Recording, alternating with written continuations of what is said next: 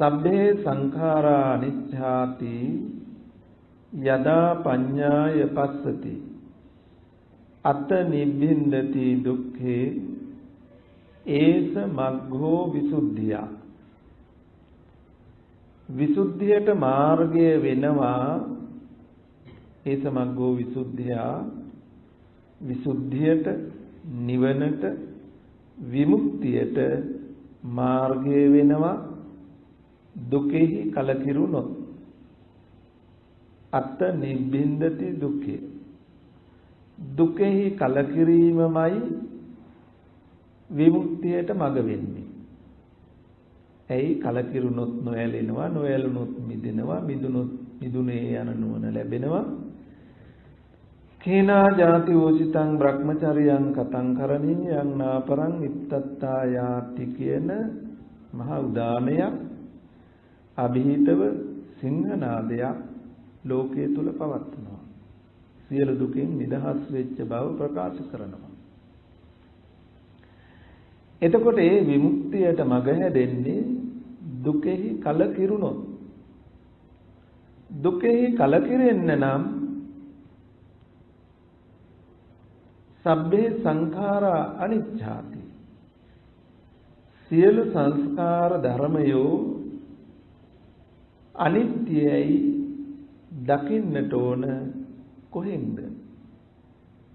යදා පඤ්ඤාය පස්සති. නුවණින් දකින්නට ඕන. යම් කලක ප්‍රඥාවෙන් දැක්කොත් සියලු සංස්කාර ධර්මයෝ අනිත්‍යයි කියලා නවත්තන්න බෑ, වළක්වන්න බෑ. එදාට දුකේ කලකිරෙනවා. දුක්ඛෝ ස්කන්ධයන්හි කලකිරෙනවා. කලකිරුණාම නොඇලෙනවා, මිදෙනවා, මිදුනේ යන නුවණ ලබනවා. එනිසා විමුක්තියට මාර්ගය වෙනවා. එහෙනම් දැන් ඔබත් මමත් බලාපොරොත්තු වෙන විමුක්තිය නිවන. ඒ නිවන විමුක්තිය ලබන්න නම් දුකේ කලකිරෙන්න ඕනනේ. දුකේ කලකිරෙන්න නම් සියලු සංස්කාර ධර්මියෝ අනිත්‍යයයි නුවණින් දකින්න ඕන. දැන් අපි තාමත් රූපාදී ස්කන්ධයන්හි කලකිරුනේ නැත්තම්, නොයලුනේ නැත්තම්, මිදුනේ නැත්තම් ඉන් කියන්නේ අපි තාමත් දුකට ඇලුම් කරනවා. දුකටමයි ප්‍රිය කරන්නේ. දුකමයි මధుරසේ, සොඳුරුසේ, ප්‍රියසේ දකින්නේ.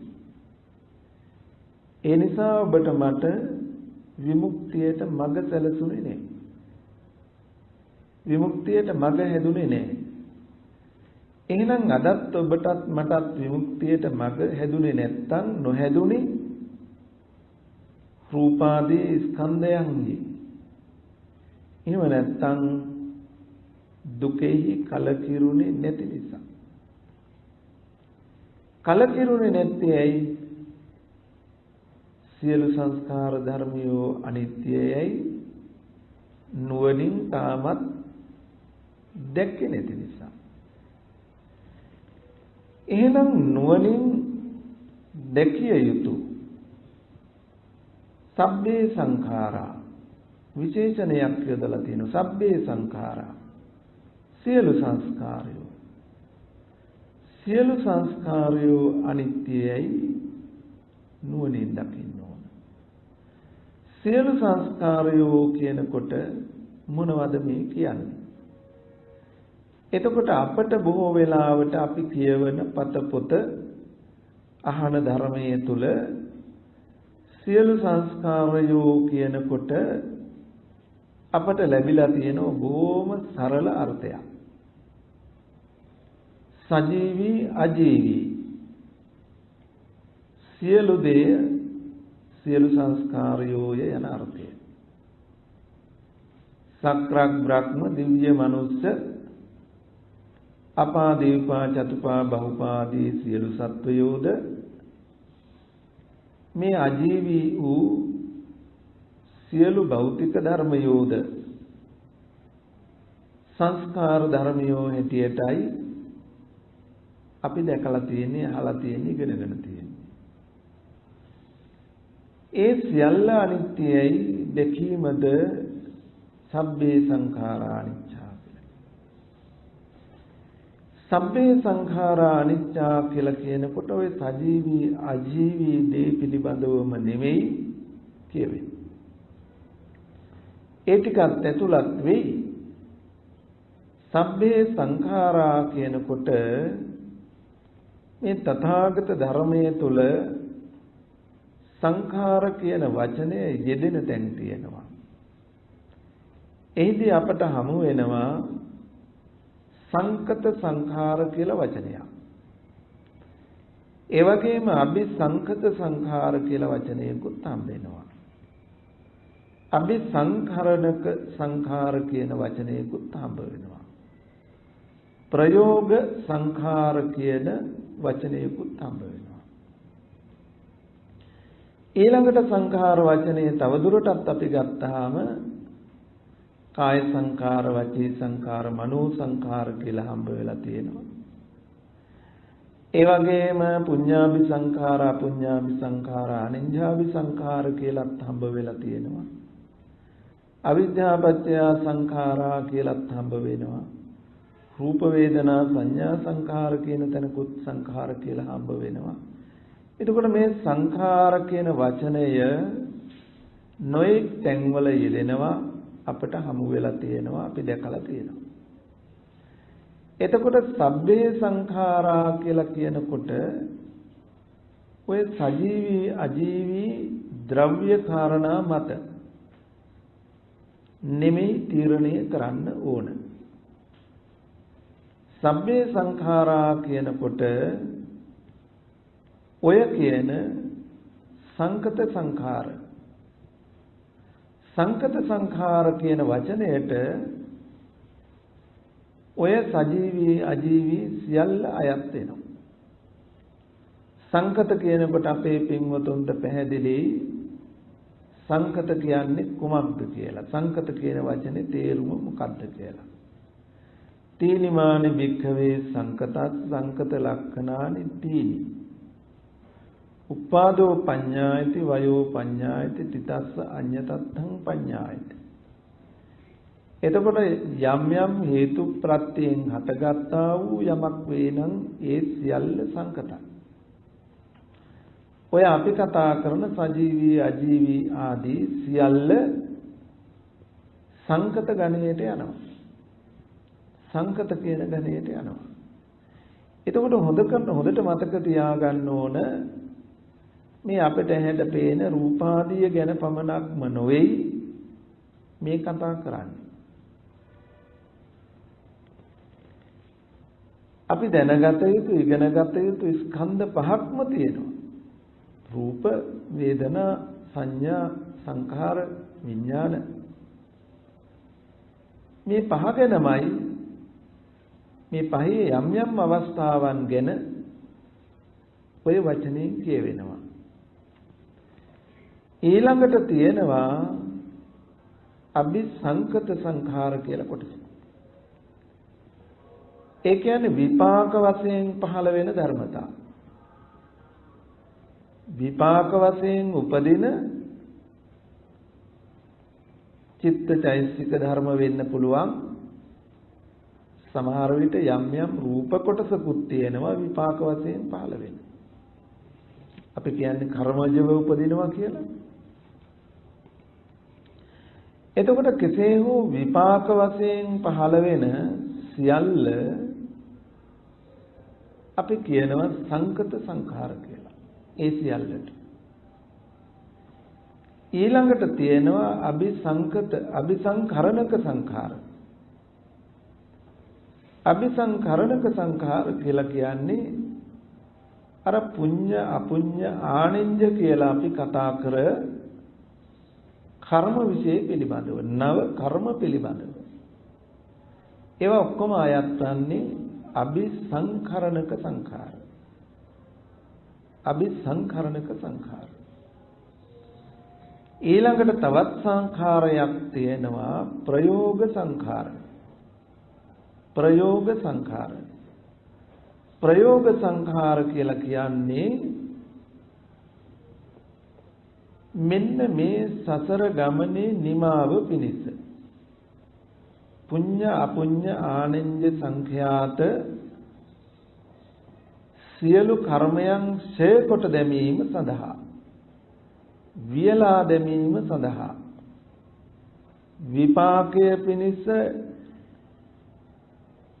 විපාකයේ පිණිස නොයෙන්නට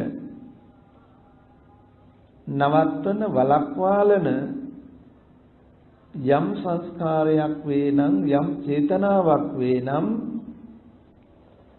ඒ කර්මක්ෂය පිණිස පවත්නා ඒ චේතනාව ඒ සංස්කාරය ප්‍රයෝග සංඛාර කියලා කියනවා. සුදුද නොවූ කළුද නොවූ කියන වචනයෙන් අපි ඉගෙනගෙන තියෙනවා. කර්මක්ෂය පිණිස පවත්නා චේතනාව ප්‍රයෝග සංඛාර. අපි නුවණින් මෙන්න මේ කියන සකල විද සංඛාර ධර්මයන් පිළිබඳව දැකලා තියෙන්න ඕන. හඳුනගෙන තියෙන්න ඕන. මේ සංස්කාර යෙදෙන හැටි ඒවා නැවත නැවත මේ සංසාරය සකසන හැටි දැක ගන්න වෙනවා. එහෙම දැක ගන්න පුළුවන් වුණොත් තමයි අපට මේ සසර ගමන නතර කරන්න පුළුවන් වෙන්නේ. අපේ සසර ගමන නතර වෙන්නේ ඒ ඇත්ත ඒ පවත්නා ධර්මතාවය ඒ සංඛාරයන් යෙදෙන අනුපිළිවෙල ආකාරය දැක ගැනීමෙන්මයි. එතකොට දැන් අපි දන්නවා වචන හතරක් සංකත සංඛාර, අபிසංකත සංඛාර, අபிසංකරණක සංඛාර, ප්‍රයෝග සංඛාර කියලා. මෙන්න මෙතනදී මේ යෙදෙන ධර්මතාවය ප්‍රයෝග සංඛාරයෙන් නුවණින් මනාව හඳුනාගත්තොත් දැකගත්තොත් අන්න එදාට තමයි අපි මේ ලෝකයට ඇලුම් කරලා තියෙන්නේ මොනතරම් මායාවකට රැවටිලාද කියන අදහස අපට පැහැදිලි වෙන්නේ. අපි ඒ සඳහා මේත භාගයේ පුංචි නිදර්ශනයක් භාවිතා කළා. මේ ධර්මතා හතර පහසුවෙන් තේරුම් ගන්න පුළුවන් වෙන්න. ඒ තමයි අපි කවුරුත් අද දවසේ නිතර භාවිතා කරන ඩිජිටල් කැමරාවක පවතින ස්වභාවය. අපි දන්නවා ඩිජිටල් කැමරාවක ක්‍රියාකාරීත්වය කෙසේද කියලා. ඩිජිටල් කැමරාවේ කැමරාව පිටුපස තිරේ කැමරා ඇසට ඉලක්ක වන දේට සමාන වූ චිත්‍රයක් කැමරාවේ තිරේ අපට නිර්මාණය වෙනවා. දැන් කැමරාවක ස්වභාවය ක්‍රියාකාරීත්වය මතක නම් හොඳට මතකයට ගන්න. දැන් කැමරාවේ තිරේ පිටුපස තිරේ ඉදිරියේ පවතින ආකාරයට යම් සමාන ලක්ෂණ ඇති චිත්‍රයක් පේන්න තියෙනවා. දැන් බලන්න මේ චිත්‍රය මොකක්ද කියලා. මේ චිත්‍රය ඔය කැමරා තිරේ අපට දැක ගන්න හම්බ වෙන්නේ නෑ. කැමරාවේ ලෙන්ස් එක වහලා තිබුණා නම්, කැමරා ඇස වහලා තිබුණා නම් ඔය චිත්‍රය නිර්මාණය වෙන්නේ නෑ. කැමරා ඇස විවෘතව තිබුණත් කැමරා ඇස ඉදිරියේ තිබුණේ හිස් අවකාශය නම් ඒත් අපට ඔය වගේ චිත්‍රයක් පේන්නේ නැහැ. දැන් කැමරා ඇසද විවෘතයි, ඉදිරියේද බාහිර භෞතික රූපයක් තියෙනවා. එහෙත් ඒ කැමරාවේ විද්‍යුත් ශක්තිය නැහැ. විද්‍යුත් ශක්තිය නැහැ. එතකොටත් අපට කැමරා ඇස විවෘත වුණාට බාහිර රූප තිබුණත් කැමරාවේ තිරේ අපට චිත්‍රයක් හමු වෙන්නේ නැහැ. කැමරා ඇසත් බාහිර රූපයත් විද්‍යුත් ශක්තියත් කියන මේ තුනම යෙදුනොත් වැය වුණොත් අපට කැමරා තිරේ චිත්‍රයක් හම්බ වෙනවා. දැන් බලන්න කැමරා තිරේ අපට චිත්‍රයක් ලැබෙනවා. කැමරා ඇස බාහිර රූපය විද්‍යුත් ශක්තිය කියන මේ සියල්ලේ එක්වීමෙන් සාමූහිකත්වය. දැන් අපට මේ චිත්‍රය හම්බ වෙන්නේ නැහැ ඇස වැහිලා තිබුණා නම්. කැමරා ඇස වැහිලා තිබුණා නම්. කැමරා ඇස විවෘතව තිබුණත් බාහිරේ යමක් නොතිබුණේ නම්. බාහිර යමක් තිබුණත් කැමරා ඇසත් විවෘතව තිබුණත් විද්‍යුත් ශක්තිය නොතිබුණේ නම් ඒත් හම්බ වෙන්නේ නැහැ. දැන් එතකොට මේ තුන් දෙනාගෙන් එක්කෙනෙක් හෝ අඩුව මේ චිත්‍රය හම්බ වෙන්නේ නැහැ අපිට. මේ තුන් දෙනාම එකතු වෙලාමයි, මේ තුන් දෙනාම වැය වෙලාමයි, මේ තුන් දෙනාගේම සාමූහිකත්වයෙන් දායකත්වයෙන්මයි අපට කැමරා තිරයේ චිත්‍රයක් හම්බ වුණේ. කැමරා තිරයේ චිත්‍රයක් හම්බ වුණේ. දැන් අපි මෙන්න මේක සාමාන්‍ය ධර්මතාවයක් කැමරාවේ. ස්වභාවික ක්‍රියාවලිය. හැබැයි මෙන්න මේ ස්වභාවික ක්‍රියාවලිය තුල අපි ඉන් එහාට යන තවත් වැඩපිළිවෙලකට යොමු වෙනවා. මොකක්ද? දැන් අපට පේන්නේ හමු වෙන්නේ කැමරා තිරේ පහළ වෙච්ච ඇඳුණු චිත්‍රය.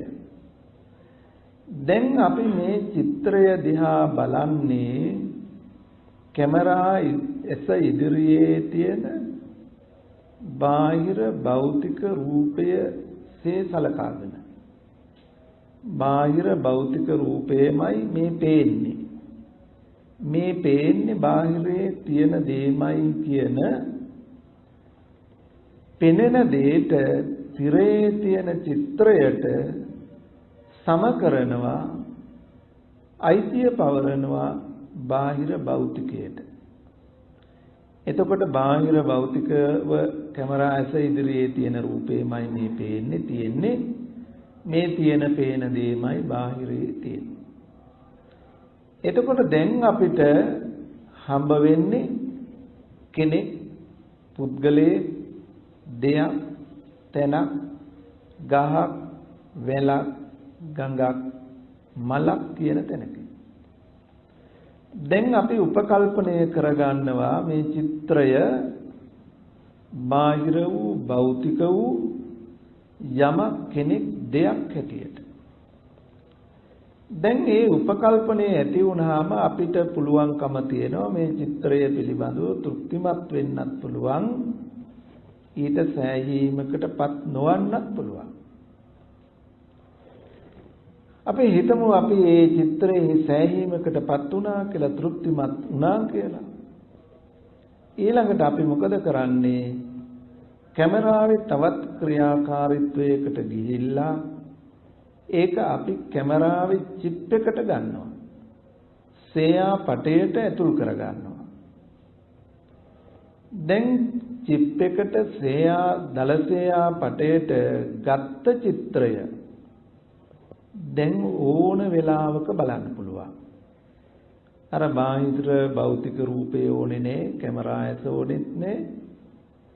දැන් මේ චිප් එක ආධාර කරගෙන ඕනම විටක අර චිත්‍රය බලන්න පුළුවන්. එතකොට ඒ වෙලාවෙදිත් අපට හම්බ වෙන්නේ චිත්‍රයක්මයි. හැබැයි අපි මේ චිත්‍රය දකින්නේ චිත්‍රයක් චිත්‍ර මාත්‍රයක් හැටියට නම් නොවේ. ඒක අහවල් කෙනා, අහවල් දෙය, අහවල් තැන කියන උපකල්පනයෙන් යුක්තව නම් දැන් අපට hina වෙන්න, සතුටු වෙන්න, අඬන්න, වැළපෙන්න ඉඩක් තියෙනවා. ඒ චිත්‍රය දිහා බලලා සරාගී වෙන්නත් පුළුවන්, සදෝෂී වෙන්නත් පුළුවන්. වර එක අපි මේ චිත්‍රය දිහා බලලා hina වෙනවා, වර එක අපි මේ චිත්‍රය දිහා බලලා අඬනවා. දැන් බලන්න අපි අඬන්නේ, වැළපෙන්නේ, සරාගී වෙන්නේ, සදෝෂී වෙන්නේ කුමක් දැකලාද? කැමරා චිප් එකෙන් අපිට නැවත බලන්න පුළුවන්කම තියෙන චිත්‍ර මාත්‍රයක්. හැබැයි අපි චිත්‍රය බලන්නේ බාහිරයේ ඉන්න හිතිය තියෙන කෙනෙක් දෙයක් හැටියට ඇති කරගත් උපකල්පනයකින් නම් ඒ වැරදි උපකල්පනය මත තමයි අපට අඬන්න, සතුටු වෙන්න පුළුවන් උනේ. සරාගී, සදෝෂී වෙන්න පුළුවන් උනේ. එතකොට දැන් අපට චිත්‍රයට බාහිර කැමරා ඇසත්, බාහිර රූපයක්, විද්‍යුත් ශක්තියත් වැය වීමෙන් කැමරා තිරේ හම්බ වුනේ චිත්‍ර මාත්‍ර. ඒකට බාහිරයයි, බාහිරේ තියෙන දෙයයි කියලා, බාහිරේ තියෙන දෙයමයි මේ පේන්නේ කියලා ඇති කරගත් වැරදි උපකල්පනය හේතු වුණා කැමරා චිප් එකේ ගබඩාවෙන්. කැමරා චිප් එකට ගත්ත දේ නැවත නැවත බලමින් නැවත නැවත සතුටු වෙන්න, අසතුටු වෙන්න, සරාගී, සදෝෂී වෙන්න පුළුවන්කම ලැබුණා.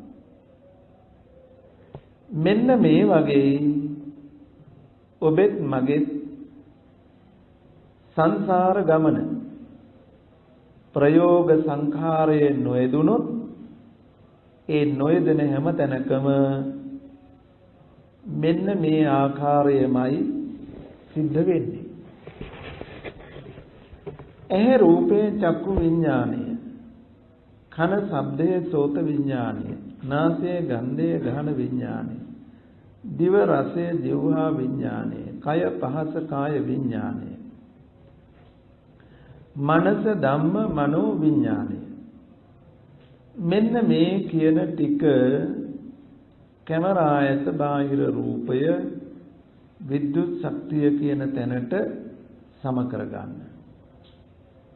කැමරාවේ ඇස වගේ ඔබේ ඇසත්, ඒ ඇස ඉදිරියේ ඇති රූපය වගේ ඔබේ ඇස ඉදිරියේ ඇති රූපය, ඒ ඇසත් රූපයත් එක්ක උපදින සිත, විඥාණය විද්‍යුත් ශක්තියසේ දැක්කොත්, එතකොට ඔබට මට මේ හේතු ටික වැය වෙලා යෙදිලා සිද්ධ වෙන ඵලයක්, ප්‍රතිඵලයක් තියෙනවා, දැකීමක් වෙනවා. කන ශබ්දයේ සෝත විඥානය කියන මේ හේතු ටික වැය වෙලා ඵලයක් ලැබෙනවා, ඇසීමක්. දිව රසය ජීවා විඥානය, කය පහස කාය විඥානය, නාසයේ ගන්ධයේ ගාන විඥානය යෙදිලා දැනීම මාත්‍රයක් වෙනවා, දැනීමක් ඇති වෙනවා. මනසත් ධර්මයක් මනෝ විඥානයත් යෙදිලා දැන ගැනීමක් වෙනවා. හරියට මෙන්න මේ ටික අර කැමරාවේ පිටුපස තිරේ අපට හමු වෙච්ච චිත්‍රය වගේ. අර හේතු ටික යෙදෙනකොට, හේතු ටික වැය වෙනකොට කවුරුවත් හදනව නෙමෙයි, විපාකයක් හැටියට මේ හේතු යෙදුණු නිසාම චිත්‍රයක් හැදෙනවා. එතන යෙදිලා තියෙනවා සංකත සංකාර, සංකත ධර්ම ටික. කැමරා ඇස, බාහිර රූපය, විද්‍යුත් ශක්තිය අපි කිව්වොත් සංකත සංඛාර කියන ගණයට ඇතුළු කළොත්, ඒ සංකත සංඛාරය නිසා හටගන්න අபிසංකත සංඛාරයසේ සැලකුවොත් කැමරා තිරේ අපට හමු වෙන චිත්‍රය. කැමරා තිරේ හමු වෙන චිත්‍රයේ අபிසංකත සංඛාර, ඒ කියන්නේ විපාක අවස්ථාවසේ සැලකුවොත් දැන් අපට හම්බ වෙනවා මෙන්න මේ ටිකට එනකන්ම හරි අහිංසකයි. කර්ම ක්ලේශ කුසල අකුසල් මුකුත් යෙදිලා නැහැ. කැමරා ඇත දන්නේ නැහැ මම මෙහෙම එකක් හදනවා කියලා, බාහිර රූපය දන්නේ නැහැ මම එකතු වෙලා මෙහෙම චිත්‍රයක් හදනවා කියලා, විද්‍යුත් ශක්තිය දන්නේ නැහැ මම මෙහෙම චිත්‍රයක් අඳිනවා කියලා. ඒ අය දන්නේම නැහැ, නොදැනම ඒත් එකතු වෙන නිසාම ඒ බඳු චිත්‍රයක් කැමරාවේ අපට හම්බ වෙනවා. දැන් මේ ටික නෙමෙයි ප්‍රශ්නේ. දැන් මෙතනින් එහාට ප්‍රශ්නේ දිග්ගැස්සෙන්නේ වැරදි උපකල්පනය තුල, වැරදි සංස්කරණය තුල. දැන් කැමරා චිත්‍රය දිහා බලන්නේ බාහිරව පවතින භෞතික වූ දෙය, භෞතික රූපේමයි මේ පේන්නේ, ඒ ඉන්න කෙනාමයි මේ පේන්නේ, මේ ඉන්නේ කියලා. ඒ කැමරා ඇස ඉදිරියේ ඇති රූපයක් මේ චිත්‍රය දෙක සමාන කළොත්, ගැලපුවොත් වරදින්නේ එතනයි. එතකොට අපට මේ දෙකේ වෙනස වෙන්වෙන්ව සංකත සංඛාරයයි අபிසංකත සංඛාරයයි වෙන් කරගත්තොත් මේ දෙක නිසා ආපහු දෙයක් හටගන්න ඉඩක් නැහැ. කැමරා චිප් එකට යන්න විදිහක් නැහැ. මතකයට නැවත සිහි කර බලන්න, අරමුණු කරන්න, සිහි කරලා ආපහු හොයාගෙන යන්න ඉඩක් හම්බ වෙන්නේ නැහැ. දැන් අපි හැමතිස්සෙම රූපය නොදන්නාකම, නාමය නොදන්නාකම යෙදෙනවා. දැන් බාහිරයේ තියෙන දේ දන්නෙත් නෑ, චිත්‍රය පිළිබඳව දන්නෙත් නෑ. මේ දෙකම නොදන්නාකම මත තමයි අපි කැමරා චිප් එකේ ගබඩා කර ගැනීමකට යන්නේ. එතකොට අපට හම්බ වෙච්ච චිත්‍ර මාත්‍රය, කැමරා තිරේ හමු වෙන දේ හා බාහිරයේ තියෙන දේ සැසඳුවොත්, ගැලපුවොත්, අපි ගත්තොත් බාහිරයේ තියෙන දේ කෙස්ලොම් නියදත් සම්මස්නහර ඇට මිදුළු වලින් යුක්තයි. ඒක සතර මහා ධාතුවෙන් හටගත් දෙයක්. තව දුරටත් ගත්තොත් ඒක ආහාරයෙන් යැපෙන පවතින රූපයක්.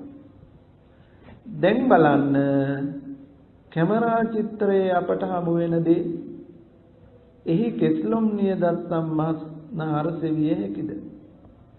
එහි සතර මහා ධාතුව දැකිය හැකිද? එය කබලින්ක ආහාරයෙන් යැපෙන්නක් විය හැකිද? දැන් ඔන්න රූපයත් නාමයත් නොදන්නාකම කියන කාරණාව ඔබඳු තැනකින් අපි තේරුම් ගන්න ඕන. කිංච බික්කවේ රූපං වදේත. මානෙනි රූපේ කියලා කියන්නේ කුමකටද? රුප්පතීතිකෝ බික්කවේ තස්මා රූපන්ති උච්චති. රුප්පණේ වන්නේ යමක්ද, බිඳෙන්නේ වෙනස් වෙන්නේ යමක්ද, එයටයි රූප කියලා කියන්නේ. කේන රුප්පති, කුමකින්ද රුප්පණේ වෙන්නේ, බිඳෙන්නේ වෙනස් වෙන්නේ?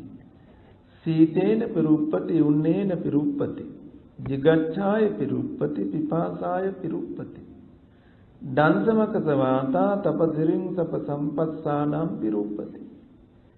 සීතලින් බිඳෙයිනම්, උස්නයෙන් බිඳෙයිනම්, බඩගින්නෙන් පිපාසයෙන් බිඳෙයිනම්, මෙසි මදුරුවන්ගේ පත්තේ ගෝනුසු සර්පාදීන්ගේ පහසින් ස්පර්ශයෙන් දෂ්ට කිරීමෙන් බිඳෙයිනම්, අන්න ඒ බිඳෙන වෙනස් වෙන දෙයි රූප කියලා කිව්වේ. දැන් බලන්න කැමරා චිත්‍රයේ හම්බ වෙච්ච දේ බඩගින්නෙන් පිපාසයෙන් වෙනස් වෙන දේද? සීතලෙන් උෂ්ණයෙන් වෙනස් වෙන දේද?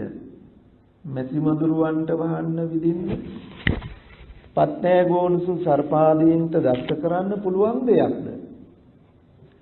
එතකොට අපට පේනවා රූපය කියන්නේ මොන සීමාවද කියලා.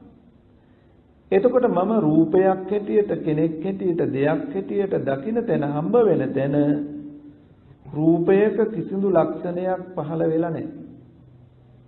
රූපයක තිබිය යුතු ලක්ෂණ බිඳෙන ලක්ෂණ මෙහි එකක්වත් යෙදිලා නැහැ. සීතලෙන් උෂ්ණයෙන් බඩගින්නෙන් පිපාසයෙන් මැසි මදුරුවන් නිසා පත්තය ගෝනුසු සර්පාදීන් නිසා බිඳෙන වෙනස් වෙන එකක් නෙමෙයි කැමරා තිරේ හම්බ වෙන්නේ. එතකොට මෙන්න මේ සමාන වෙනවා ඇහැ රූපේ චක්කු විඥානයේ යෙදিলা ඇතිවන දැකීම. කන ශබ්දයේ සෝත විඥානයේ යෙදিলা ඇතිවන ඇසීම. නාසය ගන්ධයේ ගාන විඥානයේ දිව රස ජීවහා විඥානයේ කය පහස කාය විඥානයේ යෙදিলা ඇතිවන දැනීම. මනස ධර්මයේ මනෝ විඥානයේ යෙදিলা ඇතිවෙන දැන ගැනීම. මේ හා සමාන වෙනවා. අර හේතුන්ට අයිති නැති ඒත් හේතු නිසාම හටගන්න බවක් පමණක් තියෙනවා. උදාහරණයක් අපි අරගෙන බැලුවොත් සීනි තේකොළ උණු වතුර වැය වෙලා යෙදිලා අපිට තේකක් හම්බ වෙනවා. අපි තේකට තමයි ඇලුම් කරන්නේ ප්‍රිය කරන්නේ. අප්‍රිය කරන්නේ තේක. ඇලෙන්නේ ගැටෙන්නේ තේකත් එක්ක. හොඳයි නරකයි කියන්නේ තේක. දැන් බලන්න තේක යනු සීනිද? තේක යනු තේකොළද? තේක යනු උණු වතුරද? තේක සීනිද නෙවෙයි තේකොළද නෙවෙයි උණු වතුරද නෙවෙයි. එහෙනම් සීනි වල තේ තිබුණද? උණු වතුරේ තේ තිබුණද? තේකොළ වල තේ තිබුණද? සීනි වල තිබුණේ නැහැ, තේකොළ වල උණු වතුරේ තේ තිබුණේ නැහැ. එහෙනම් මේ තුන් දෙනාටම අයිති නැති මේ තුන් දෙනා ළඟම නොතිබුණු දෙයක් මේ තුන් දෙනා එකතු වෙලා හදලා තියෙනවනේ. සරලයිනේ, තේරෙනවනේ. තේක අපි ඇලුම් කරන, ප්‍රිය කරන, ඇලෙන, ගැටෙන තේක සීනි නෙමෙයි. සීනි කිව්වොත් වැරදීනේ. තේකොළයි කිව්වොත් වැරදීනේ. උණු වතුරයි කියලා කිව්වොත් වැරදීනේ. තේකොළ වල උණු වතුරේ සීනි වල තිබුණා කිව්වොත් වැරදීනේ. එහෙනම් කොහොමද කියන්න වෙන්නේ? සීනි තේකොළ උණු වතුර වැය වෙලා ඒ තුන් දෙනා තුල නොතිබුණු ඒ තුන් දෙනාට අයිති නැති දෙයක්, අලුත් දෙයක්, පෙර නොතිබුණු දෙයක් හදලා තියෙනවා. එතකොට තේක කියන්නේ පෙර නොතිබුණු දෙයක්. පෙර නොතිබුණු දෙයක් කියලා කියනකොට හේතුවට අයිති නැහැ කියන එක. හේතු තුල නොතිබුණු බවයි කියවෙන්නේ. එතකොට අපිට ඇලෙන්න ගැටෙන්න තැන හම්බ වෙලා තියෙන්නේ පෙර නොතිබුණු දෙයක් එක්ක. දැන් අපි පෙර නොතිබුණු දෙයක් එක්ක ඇලෙනවා ගැටෙනවා කියන කාරණාව තමයි අර අපි දෙන්නපු නිදර්ශනයනු තේරුම් ගන්නවා. ඇහැට රූපයට චක්කු විඥාණයට අයිති නේ දකින්න එක. ඇහි රූපේ චක්කු විඥාණය තුල තිබුණු දෙයක්ුත් නෙවෙයි දැකීම. ඇසීම, දැනීම, දැනගැනීමත් එහෙමමයි. හැබැයි අපි හැමතිස්සෙම දකින්නේ බාහිර වූ රූපයයි. ඇහෙන්නේ බාහිර තියෙන ශබ්දයයි. දැනෙන්නේ බාහිර තියෙන ගන්ධයයි. තියෙන රසයයි විඳින්නේ. තියෙන පහසයි විඳින්නේ. තියෙන දෙයයි දැනගන්නේ කියන තැන. අපි දකින අහන දැනෙන දැනගන්න බව විශේෂයෙන් බොහෝ විට බාහිර හේතුවට හෝ ආධ්‍යාත්මික හේතුවට අයිති වූක්සේ සලකන්නේ. ඒ කියන්නේ බාහිර තියෙන දේමයි පේන්නේ.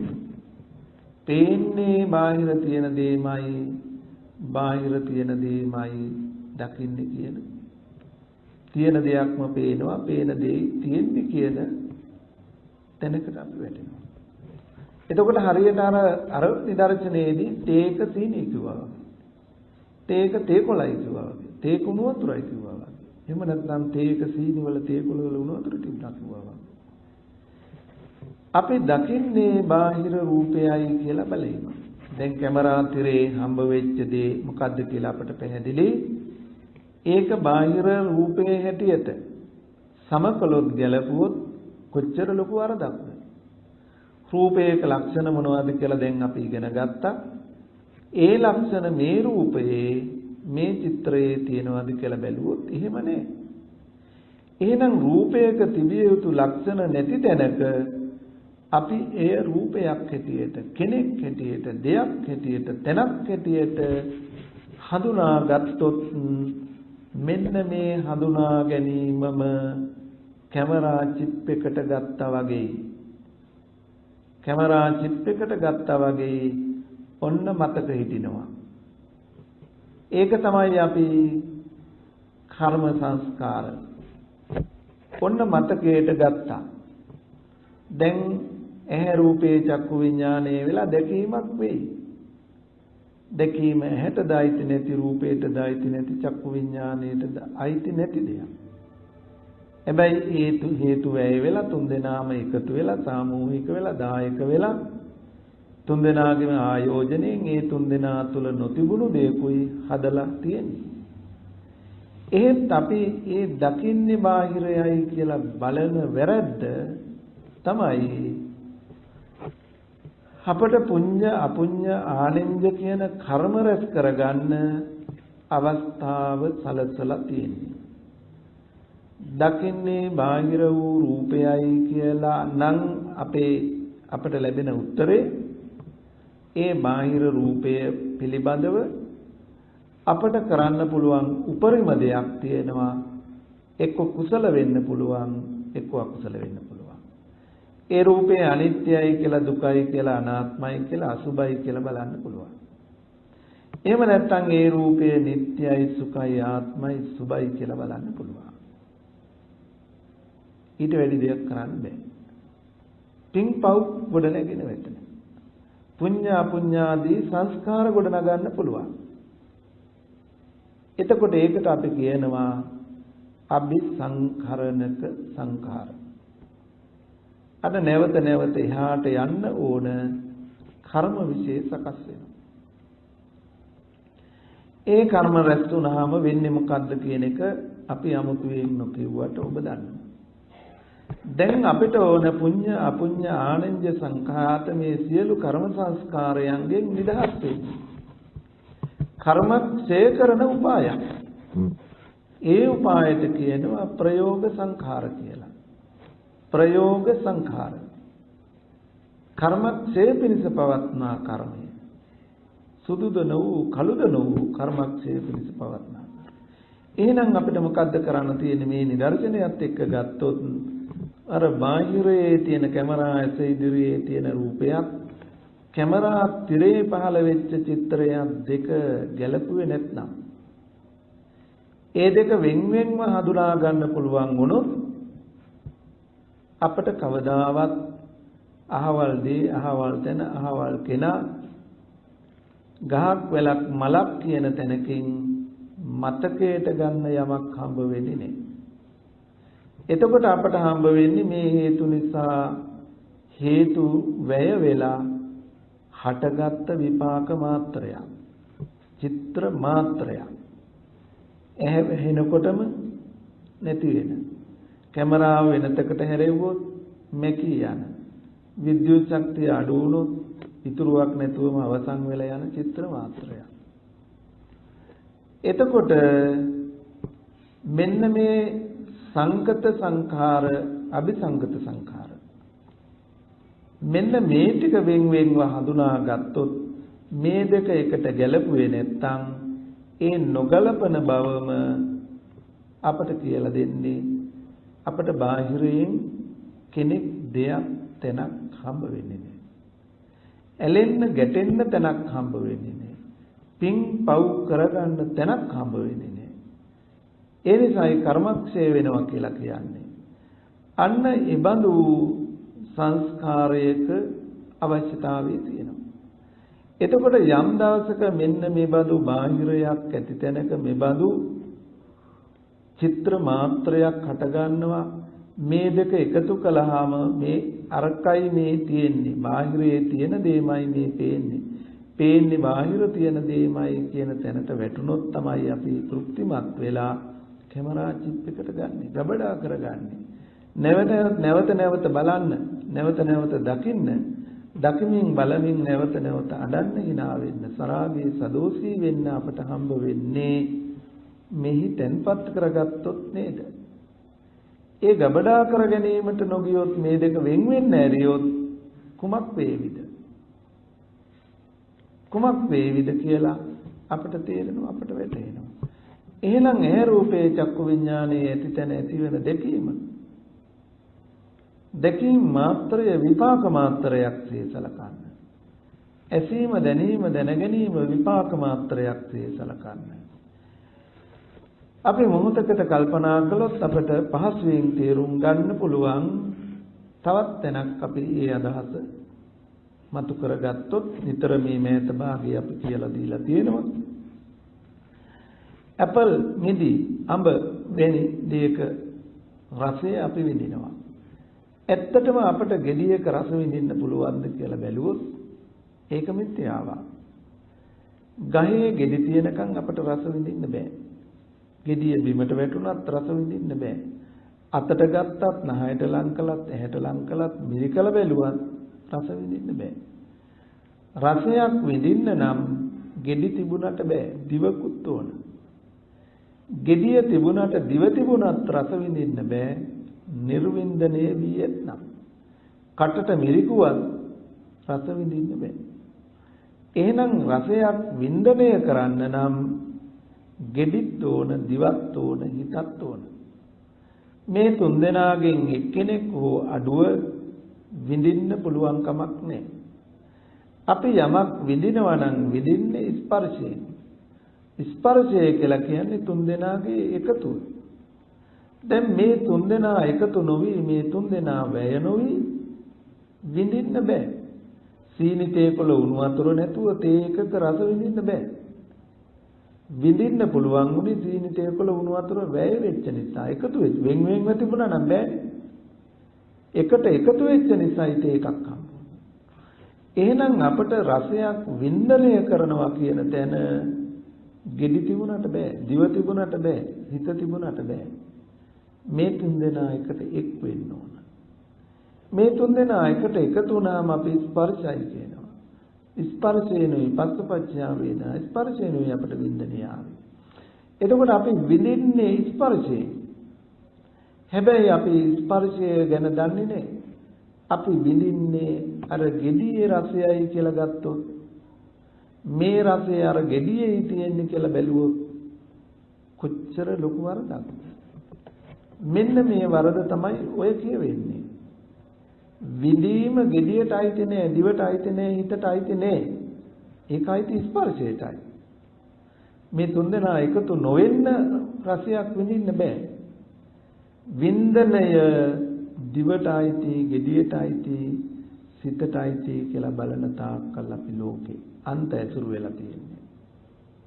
ඒ කියන්නේ නව කර්ම රැස් වෙන්නේ එතනයි. රසය ගෙඩියෙන් නම් ආවේ, ඒ රසයේ මිහිරි නම් ඇලෙන්න තැන. රසයේ අමිහිරි නම් ගැටෙන්න තැන.